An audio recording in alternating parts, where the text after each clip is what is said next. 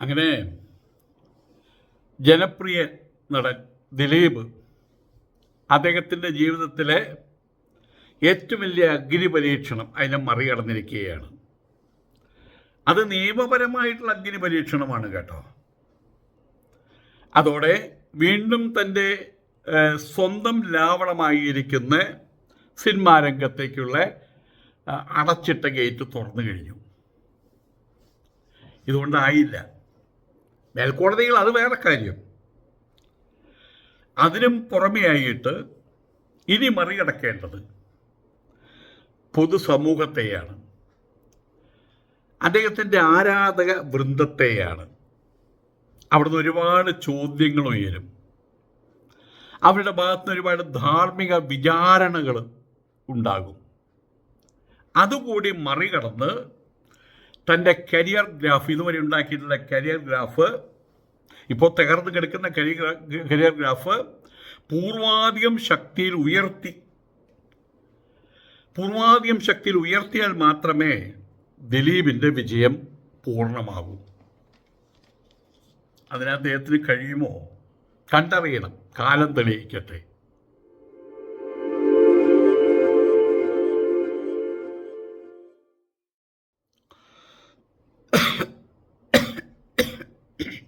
ജനപ്രിയ നടൻ വലിയൊരു അഗ്നിപരീക്ഷ അതിൻ്റെ വലിയ കടമ്പകൾ, നിയമപരമായിട്ടുള്ള കടമ്പകളെല്ലാം കടന്നു കഴിഞ്ഞു. ഇനിയുണ്ട് എങ്കിൽ പോലും ഇപ്പോൾ താൽക്കാലികമായിട്ട് വിജയം, വിചാരണ കോടതിയിൽ വിജയം.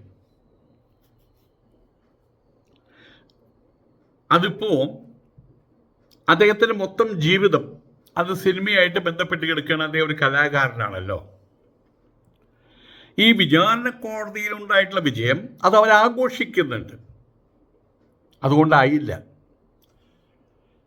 കാരണം ഇവിടെ സാധാരണ ഒരു വ്യക്തിയാണെങ്കിൽ, ഇപ്പം ഞാനോ അല്ലെങ്കിൽ നിങ്ങളോ ആണെങ്കിൽ, നിങ്ങൾ നിങ്ങളുടെ വീടിൻ്റെ അടുത്തുള്ള ഒരാളുമായിട്ട് വഴക്ക് കൂടി, അത് കോടതിയിൽ കേസായി, നിങ്ങൾ വിജയിച്ചു, അത് നിങ്ങളുടെ മാത്രം സന്തോഷമാണ്, അവിടെ കാര്യങ്ങൾ അവസാനിക്കുകയാണ്. അല്ലെങ്കിൽ നിങ്ങൾ തോറ്റു, അത് നിങ്ങളുടെ മാത്രം ദുഃഖമാണ്, കാര്യങ്ങൾ അവിടെ അവശേഷിക്കുകയാണ്. നിങ്ങൾ പിന്നെ നിങ്ങളുടെ പഴയ രാവണൻ ജോലി സ്ഥലത്തേക്ക് പോകുന്നു, അല്ലെങ്കിൽ കൃഷി അവിടേക്ക് കടക്കുന്നു. പക്ഷെ ഇവിടെ ദിലീപിൻ്റെ വിജയം അഥവാ ദിലീപിൻ്റെ പ്രവർത്തന രംഗം അത് ജനങ്ങളുമായിട്ട് ബന്ധപ്പെട്ട് കിടക്കുകയാണ്. ജനങ്ങളുടെ അംഗീകാരമില്ലെങ്കിൽ അയാളുടെ പ്രവർത്തന രംഗത്തിൽ അദ്ദേഹം തറ പറ്റും. ജനങ്ങളുടെ അംഗീകാരമുണ്ടെങ്കിൽ മാത്രമാണ് വീണ്ടും തിരിച്ച് അദ്ദേഹത്തിൻ്റെ താരപദവി വീണ്ടെടുക്കാൻ കഴിയുള്ളൂ. ആയതുകൊണ്ട് തന്നെ വലിയൊരു ചോദ്യം അവശേഷിക്കുകയാണ്. വിചാരണ കോടതിയിലുണ്ടായ വിജയം, നിയമപരമായിട്ടുണ്ടായ വിജയം, അത് അദ്ദേഹത്തിൻ്റെ താരസിംഹാസനത്തെ തിരിച്ച് അദ്ദേഹത്തിന് കൊടുക്കുമോ? സിനിമയിൽ അതൊരു വിജയമായി മാറുമോ? കോടതി മുക്തനായി. പക്ഷെ ഇനി ജനങ്ങളുടെ ചോദ്യശരങ്ങൾ അങ്ങനെ ഒന്നുണ്ട്. ആരാധക വൃന്ദം നേരിട്ടും അല്ലാതെയും വിചാരണ ചെയ്യും.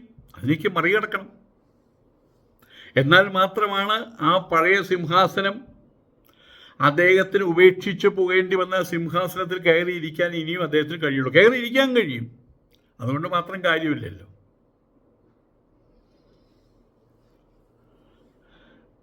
എട്ട് വർഷം 9 വർഷമായി അദ്ദേഹത്തിൻ്റെ മേലെ ഈ പ്രശ്നം വന്ന് വീണിട്ട്, ഒരു ആശ്ചര്യവാദം വന്ന് വീഴുന്ന പോലെ ഗൂഢാലോചന കുറ്റം.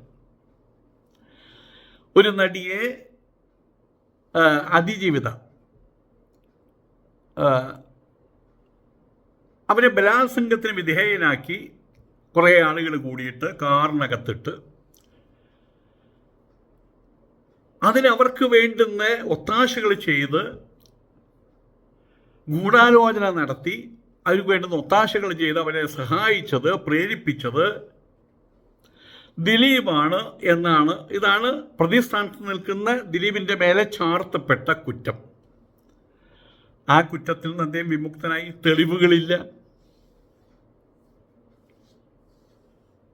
കഴിഞ്ഞ കുറേയധികം കാലഘട്ടങ്ങളായിട്ട് സിനിമ ലോകത്തെ മൊത്തത്തിലും സാധാരണക്കാർ, എല്ലാവരും സിനിമ കാണുന്നവരാണല്ലോ, അതുകൊണ്ട് സാധാരണക്കാരെല്ലാവരും അവരെല്ലാവരും മനസ്സിനെ ഇളക്കി മറിച്ച് ഒരു വലിയ സംഭവമാണ് ഇവിടെ നടന്നത്. കാരണം അദ്ദേഹം ഒരു സൂപ്പർ സ്റ്റാറാണ്, ജനപ്രിയ നടനാണ്, എല്ലാവർക്കും അറിയാവുന്ന മുഖമാണ്.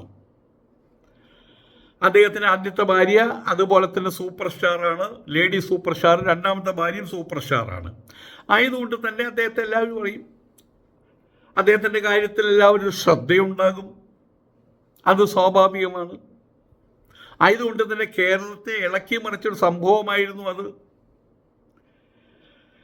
വിചാരണയെല്ലാം കഴിഞ്ഞു. നിയമപരമായിട്ട് കോടതിയിൽ നിന്ന് ക്ലീൻ ചിറ്റ് കിട്ടിയിരിക്കുകയാണ്.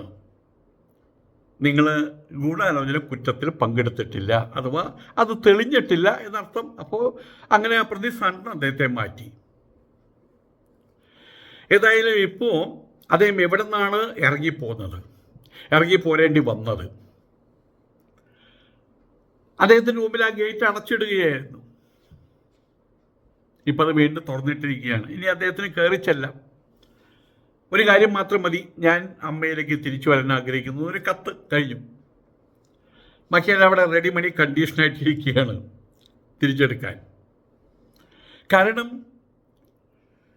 സിനിമയുടെ എല്ലാ തുറകളിലും മമ്മൂട്ടി അഭിനയ രംഗത്ത് ഇപ്പോൾ പ്രൊഡ്യൂസറാണ്, മോഹൻലാലും അതുപോലെ തന്നെ അഭിനയ രംഗത്താണ് കൂടുതലായിട്ട്. പക്ഷേ ദിലീപ് എല്ലാ തുറകളിലും കൊടികുത്തി വാഴ്ച നടത്തിയ ഒരാളാണ്.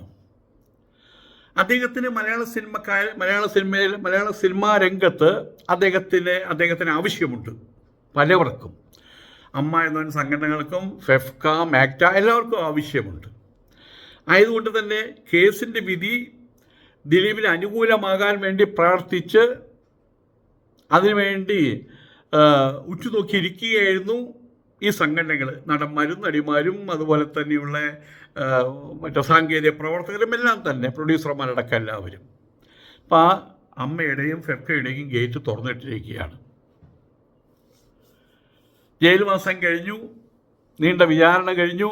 കുറേ കാലങ്ങൾ അദ്ദേഹത്തിൻ്റെ വീടിൻ്റെ മുമ്പിലുള്ള പെരിയാർ നദിയിലെ വെള്ളം ഒരുപാട് ഒഴുകിപ്പോയി. ഒരു സമുദ്രം നിറയ്ക്കാനുള്ള വെള്ളമൊക്കെ ഒഴുകിപ്പോയി കഴിഞ്ഞു. ഇനി അത് പഴങ്കഥയാണ്, എത്രയേ ഉള്ളൂ. കേരളത്തിൻ്റെ ഇന്നത്തെ അധുനാധുന സംസ്കാര വിശേഷത്തിൽ ഇന്നലെ നടന്ന സംഭവം ഇന്നലത്തെ സംഭവമാണ്. അതായത് അത് ഡേറ്റഡ് ചെക്കാണ്, ഡേറ്റ് കഴിഞ്ഞു, ഇനിയിപ്പോൾ ആ ചെക്കിന് വലിയ വിലയൊന്നുമില്ല. അതുപോലെയാണ് പണ്ടൊക്കെ ഈ ഫ്ലൈറ്റ് ടിക്കറ്റ്, എൻ്റെ വീട്ടിൽ ആരും ഫ്ലൈറ്റിൽ പോയി സഞ്ചരിച്ച് വരുമ്പോൾ ഞാൻ കുട്ടിക്കാലത്ത് ആ ഫ്ലൈറ്റ് ടിക്കറ്റ് ഇങ്ങനെ സൂക്ഷിച്ച് വയ്ക്കും. അത് വലിയൊരു ആവേശമാണ്. ഞാൻ എൻ്റെ മറ്റുള്ള സഹപാഠികൾ കാണിച്ചു കൊടുക്കും. എൻ്റെ ചെറിയച്ഛനൊക്കെ വിദേശത്തായിരുന്നു. അപ്പോൾ അത് ഡേറ്റഡാണ്, അതുകൊണ്ട് യാതൊരു കാര്യമില്ല. എങ്കിലും നമ്മൾ വലിയ കാര്യമായിട്ട് സൂക്ഷിച്ചു വയ്ക്കാറുണ്ട്. ഇതുപോലെ ഇന്നലെ നടന്ന സംഭവങ്ങൾ പണ്ടങ്ങനെയല്ല. വീട്ടിലൊരാൾ മരിച്ചു കഴിഞ്ഞാൽ തന്നെ, ഭർത്താവ് മരിച്ചാൽ ഭാര്യ 10 കൊല്ലാണ് പിന്നെ, അല്ലെങ്കിൽ ചിലപ്പം ജന്മം മുഴുവൻ അവർ അതിൻ്റെ വിലാപവുമായിട്ട് അങ്ങനെ കാണാം. അങ്ങനെ കാണിക്കണം എന്ന് നിയമമുള്ള പോലെയായിരുന്നു. വെള്ളയും ധരിച്ച് ആഭരണങ്ങൾ ധരിക്കാതെ ഓസ്പിഷ്യസ് ആയിട്ടുള്ള ചടങ്ങുകൾക്ക് പോകാൻ അങ്ങനെയൊക്കെ ആയിരുന്നല്ലോ. ആ കാലഘട്ടം മാറി. ഇപ്പോൾ വെള്ളയും എടുത്ത് നടക്കുന്ന ആൾക്കാർ കളിയാക്കും. ഇപ്പം അതുമാത്രമല്ല, ഭർത്താവ് മരിച്ചു കഴിഞ്ഞാൽ ഭാര്യ മരിച്ചു കഴിഞ്ഞാൽ ഭർത്താവ്. ഇനി തനിക്ക് ആരാ ഉള്ളത് എന്നല്ല, ഇനി തനിക്ക് ആരാണ് ഉള്ളത്. അങ്ങനെയായി. നല്ല കാര്യമാണത്. ഇപ്പം പെട്ടെന്ന് കാര്യങ്ങൾ മറന്നു പോവുകയാണ് ആൾക്കാർ. അപ്പം ഇതൊരു കഴിഞ്ഞ കാലഘട്ടമാണ്. ജയിൽവാസം, ജയിൽ പുള്ളിയാണ്. പണ്ട് ജയിൽ പുള്ളി എന്ന് പറഞ്ഞു കഴിഞ്ഞാൽ ഒരിക്കൽ ജയിലിൽ പോയാൽ, കള്ളുകുടിച്ച് ജയിലിൽ പോയാലും പിന്നെ അയാളെ കാണുമ്പോൾ ഞങ്ങൾക്കൊക്കെ പേടിയാണ്. അയാൾ തെങ്ങുമ്പിള്ള ഒരു ബാലൻ എന്ന് ഞാളുണ്ടായിരുന്നു. അയാളെ കണ്ടാൽ ഞങ്ങൾക്ക് പേടിയാണ്. കാരണം അയാൾ ജയിലിൽ പോയിട്ടുണ്ട്, കള്ളു പിടിച്ച് പോലീസുകാർ കൊണ്ടുപോയതാണ്. അന്ന് ജയിൽ പുള്ളി പറഞ്ഞ സിനിമ വന്നിട്ടുണ്ട്, ജയിൽ പുള്ളി. ഇന്നിപ്പോൾ അതൊന്നൊരു പ്രശ്നമല്ല. ജയിലിൽ പോകാത്തവൻ തുപ്പൽ വിഴുങ്ങിയെന്നാണ് പറയുക, ഒന്നിനും കൊള്ളാത്തവൻ. ഒരിക്കൽ ജയിലിൽ പോകാത്തവൻ, 2 പ്രാവശ്യം ജയിലിൽ പോകുന്നവൻ കുറ്റവാളി. അങ്ങനെയൊക്കെയുള്ള പുതിയ തിയറികളൊക്കെ വന്നിട്ടുണ്ട്. റെനി ജോർജിൻ്റെ തിയറി. അപ്പോൾ ജയിൽവാസം ഒന്നൊരു പ്രശ്നമല്ല. നീണ്ട വിചാരണ, പത്രത്തിൽ വന്ന ന്യൂസുകളും മറ്റുള്ള കാര്യങ്ങൾ, ഇതൊന്നും ഇപ്പം പ്രശ്നങ്ങൾ അത് മറന്നു. അത് ഇന്നലെ വന്നതല്ലേ, അത് കഴിഞ്ഞു, ഡേറ്റഡ്. ആയതുകൊണ്ട് തന്നെ ആ ഒരു കാലഘട്ടത്തിൽ 8 വർഷം 9 വർഷം അദ്ദേഹത്തിൻ്റെ കരിയർ, മുന്നോട്ടുള്ള ഓട്ടം നിലച്ചു. ഇതിൻ്റെ പുറയിലെ ഓട്ടം, പോലീസ് സ്റ്റേഷനും രാഷ്ട്രീയക്കാരും കോടതിയും നിയമവും അതിൻ്റെ കുരുക്കിലകപ്പെട്ട് അദ്ദേഹത്തിൻ്റെ കരിയർ അവിടെ തന്നെ നിലച്ചുപോയി, സ്തബ്ധമായിപ്പോയി.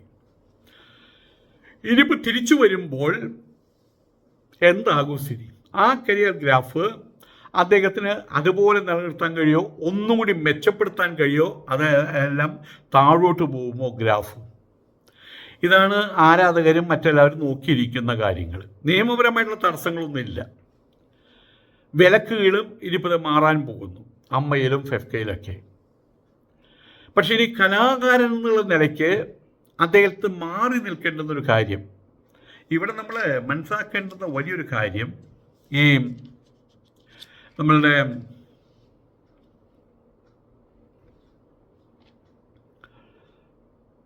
അമേരിക്കക്കാർ പുറത്തുപോയി യുദ്ധം ചെയ്തു,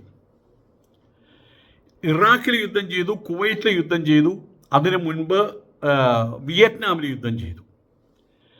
ഇവരൊക്കെ അമേരിക്കയിൽ തിരിച്ചെത്തുമ്പോൾ ആ സോൾജിയേഴ്സ്, സൈനികരെ അമേരിക്കക്കാരെ ആക്സെപ്റ്റ് ചെയ്യുന്നില്ല അത്ര. കാരണം യുദ്ധരംഗത്ത് ഉള്ള പല കേൾവികളുണ്ട്. അവർ കുട്ടികളെ കൊല്ലുന്നു, മറ്റുള്ള സ്ത്രീജനങ്ങളെ അവർ ബലാത്കാരം ചെയ്യുന്നു അവസരം കിട്ടിയപ്പോൾ. ആയതുകൊണ്ട് തന്നെ ഇങ്ങനെ പുറം ലോകത്ത് പോയിട്ട് യുദ്ധം ചെയ്ത് തിരിച്ചു വരുന്ന ആളുകളോട് ഒരു അവജ്ഞയാണ്.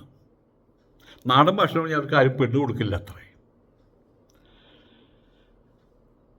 അതിൻ്റെ പേരിലാണ് റാംബോ മറ്റൊരു സിനിമ വന്നിട്ടുണ്ട്, ഒരു ഗുസ്തിവീരനായിട്ടുള്ള ആളുടെ സിനിമയുണ്ടല്ലോ, വന്നിട്ടുണ്ട്. അതിൻ്റെ കഥ ഇതാണ്. അദ്ദേഹം ഒരു തെറ്റും ചെയ്തിട്ടില്ല, പക്ഷെ അവിടെ വരുന്ന എന്താ, കുട്ടികളെ മേലോട്ടെടുത്ത് എറിഞ്ഞ് വെടിവെച്ച് സ്ത്രീകളെ ബലാത്സംഗം ചെയ്ത് എന്നിട്ടൊക്കെയാണ് വരുന്നതെന്ന്. അതങ്ങനെ പ്രചാരത്തിലെത്തുകയാണ്. ആയതുകൊണ്ട് തന്നെ അവർക്ക് തല ഉയർത്തി നടക്കാൻ കഴിയാത്ത സാഹചര്യങ്ങൾ ഉണ്ടായിട്ടുണ്ട്. അവിടെ പൊതുജനത്തിൻ്റെ കടുത്ത അവജ്ഞ അതവർക്ക് വലിയ രൂപത്തിൽ നേരിടേണ്ടി വന്നു. അവർക്ക് വലിയ മാനസിക ആഘാതമുണ്ടായി. കാരണം അവരെന്താ പ്രതീക്ഷിച്ചത്? പൂച്ചെണ്ടുകളാണ് പ്രതീക്ഷിച്ചത്, പൂമാലകളാണ് പ്രതീക്ഷിച്ചത്, പുഞ്ചിരികളാണ് പ്രതീക്ഷിച്ചത്. ഇത് തന്നെയാണ് ഇപ്പോൾ ഇവിടുത്തെ ചിന്താവിഷയവും. ദിലീപിൻ്റെ കാര്യത്തിൽ അദ്ദേഹത്തിന് പൂച്ചെണ്ടുകളാണോ കിട്ടാൻ പോകുന്നത്, പൂമാലകളാണോ കിട്ടാൻ പോകുന്നത്, നിറഞ്ഞ പുഞ്ചിരികളാണോ കിട്ടാൻ പോകുന്നത്, അതോ അവജ്ഞയാണോ കിട്ടാൻ പോകുന്നത്? MGR, സാക്ഷാൽ MG രാമചന്ദ്രൻ അവർകൾ ഒരിക്കൽ ഒരു ഇൻ്റർവ്യൂവിൽ പറഞ്ഞൊരു കാര്യമുണ്ട്. പണ്ട് ഇൻ്റർവ്യൂ ഞാൻ കണ്ടിട്ടില്ല, ഇൻ്റർവ്യൂവിൽ പറഞ്ഞ കാര്യമാണ്. അദ്ദേഹം ബീഡി വലിക്കുന്നതായിട്ടോ സിഗരറ്റ് വലിക്കുന്നതായിട്ടോ മദ്യപിക്കുന്നതായിട്ടോ സ്ത്രീകളെ അടിക്കുന്നതായിട്ടുള്ള ഒരു രംഗങ്ങളൊന്നും അദ്ദേഹത്തിൻ്റെ സിനിമകളിൽ ഉണ്ടായിട്ടില്ല. അപ്പം ഇനി ഒരു വെറൈറ്റി ആയിക്കൂടെ, ഇത്തിരി വില്ലനിസം അങ്ങനെ ഒരു കഥാപാത്രം ആയിക്കൂടെ, അപ്പോൾ ആൾക്കാർ നന്നായിട്ട് അക്സെപ്റ്റ് ചെയ്യലോ എന്ന് വെച്ച സമയത്ത് അദ്ദേഹം പറഞ്ഞത്, തീർച്ചയായും ഇനി ഞാൻ വില്ലനായിട്ട് അഭിനയിക്കുന്ന ഒരു സിനിമ വന്നാൽ ആ ഒരു സിനിമ വലിയ വിജയമായിരിക്കും, പക്ഷെ അതോടുകൂടി എൻ്റെ കരിയർ അവസാനിക്കും. കാരണം കഥാപാത്രത്തിൻ്റെ മഹനീയത, ആ കഥാപാത്രം കൈകാര്യം ചെയ്യുന്ന വ്യക്തിയിലേക്ക് സന്നിവേശിപ്പിക്കുന്ന സ്വഭാവം നമ്മളുടെ നാട്ടിലുണ്ട്. കഥാപാത്രത്തിൻ്റെ സ്വഭാവം ആ വ്യക്തിയിലേക്കും ആ വ്യക്തിയുടെ സ്വഭാവം കഥാപാത്രത്തിലേക്കും സന്നിവേശിപ്പിക്കുന്ന സ്വഭാവം നമ്മളുടെ പൊതുജനത്തിനുണ്ട്, കാഴ്ചക്കാർക്കുണ്ട്. അങ്ങനെ വരുന്ന സമയത്ത് MGR ചെയ്യുന്ന എല്ലാ കഥാപാത്രങ്ങളും ഒരർത്ഥത്തിൽ അമ്മയെ സ്നേഹിക്കുന്ന, സ്ത്രീകളെ സംരക്ഷിക്കാൻ ഇഷ്ടപ്പെടുന്ന, ദുശീലങ്ങൾ, സിഗരറ്റ് വലി, കള്ളുകുടിയൊന്നുമില്ലാത്ത ആ കഥാപാത്രം എല്ലാം ഏകദേശം ഒരുപോലെ തന്നെയായിരുന്നു. പ്രസംഗിക്കുമ്പോഴത്തെ തായ്മാറുകളെ, രക്തത്തിൻ്റെ രക്തമായ തമിഴ് മക്കളെ എന്നൊക്കെ പറഞ്ഞിട്ട് അങ്ങനെ പ്രസംഗിക്കുക. ആയതുകൊണ്ട് തന്നെ അദ്ദേഹത്തിൻ്റെ സിനിമ, അത് എല്ലാ സിനിമയിലും 10 സ്റ്റണ്ട്, 5 പാട്ട്, പിന്നെ സ്ത്രീ സംരക്ഷണം, ഇങ്ങനെയൊക്കെയാണ് അദ്ദേഹത്തിനുള്ള ഇതിൽ സിനിമകൾ മുഴുവൻ വിജയമായിരുന്നു. കാരണം അദ്ദേഹത്തിൻ്റെ മഹനീയത അവർ കഥാപാത്രത്തിലേക്ക് സന്നിവേശിപ്പിക്കാറുണ്ട് എന്നർത്ഥം. ഇവിടെയും അങ്ങനെ സംഭവിക്കുകയാണെങ്കിൽ അത് ദിലീപിന് ദോഷം ചെയ്യും. അതല്ല, അതിലേക്ക് മറികടക്കാൻ ധാർമ്മിക വിചാരണകൾ, അതുപോലെ തന്നെ കടുത്ത ഈ അവജ്ഞാപൂർവമായിട്ടുള്ള കടുത്ത അവരുടെ പ്രവൃത്തികൾ, നോട്ടങ്ങൾ, അതിനെ അതിജീവിക്കാൻ കഴിയുകയാണെങ്കിൽ മാത്രമാണ് ദിലീപിനെ സംബന്ധിച്ചിടത്തോളം വിജയം പരിപൂർണമാകുള്ളൂ. കാരണം അദ്ദേഹത്തിൻ്റെ വിജയം ജനങ്ങളുമായിട്ട് ബന്ധപ്പെട്ട് കിടക്കുകയാണ്. ഒരു രാഷ്ട്രീയക്കാരൻ, അതുപോലെ തന്നെ ഒരു സിനിമാക്കാരൻ, അവരുടെ വിജയം പരിപൂർണമായിട്ട് ജനങ്ങളുമായിട്ടാണ് ബന്ധപ്പെട്ട് കിടക്കുന്നത്. ജനങ്ങളുടെ അംഗീകാരം നഷ്ടപ്പെട്ട് കഴിഞ്ഞാൽ കലാകാരൻ അവസാനിച്ചു.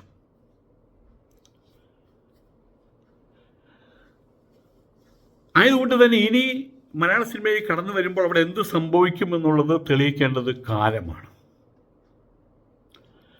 കോടതി വിധി വന്ന സമയത്ത് അദ്ദേഹത്തിന് അറസ്റ്റ് ചെയ്ത നിമിഷം മുതൽ അദ്ദേഹത്തിന് വലുതായ രൂപത്തിലുള്ള സാമ്പത്തിക തകർച്ചയുണ്ടായി. അദ്ദേഹത്തിൻ്റെ ബിസിനസ് തലത്തിൽ തകർച്ചയുണ്ടായി. അദ്ദേഹത്തിൻ്റെ കരിയർ മുഴുവൻ തകർന്നടിഞ്ഞു. ഇനിയിപ്പോൾ ആ ജനപ്രിയൻ, അന്നത്തെ ജനപ്രിയൻ, പിന്നീട് ജനത്തിൻ്റെ മുമ്പിൽ അപ്രിയനായിട്ട് മാറിയവൻ,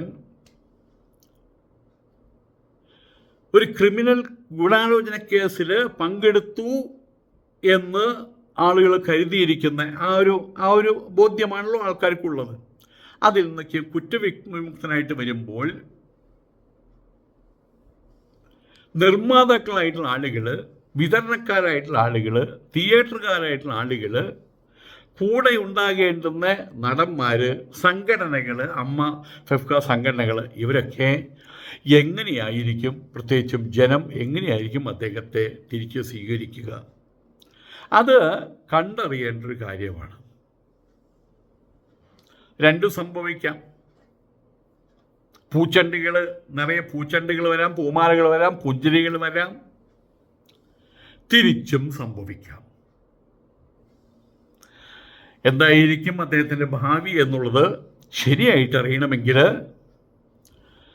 ഇനി വരുന്ന സിനിമകൾ, ആ സിനിമകളും അദ്ദേഹത്തിൻ്റെ കലാപ്രവർത്തനങ്ങളെയും ജനങ്ങളെങ്ങനെ ഏറ്റുവാങ്ങുന്നു അത് കണ്ടാൽ മാത്രമേ അത് പറയാൻ കഴിയുള്ളൂ.